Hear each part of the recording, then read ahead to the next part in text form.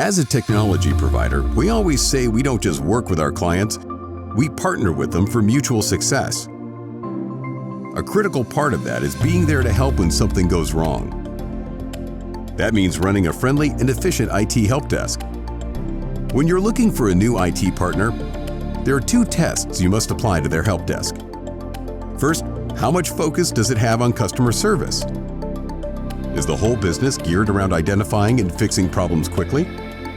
You'd be surprised how many IT support providers misdiagnose problems, take days to solve them, or confuse clients with tech speak.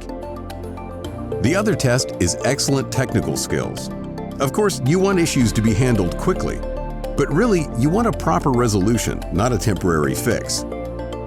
Find out the first-time fix rate of any IT support provider you're considering working with. And rather than take their word for it, ask to speak to one of their existing clients. Any good IT support provider should be happy for you to speak to a client to get genuine feedback. Don't be afraid to ask.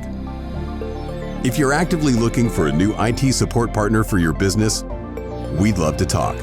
Book a no-obligation conversation.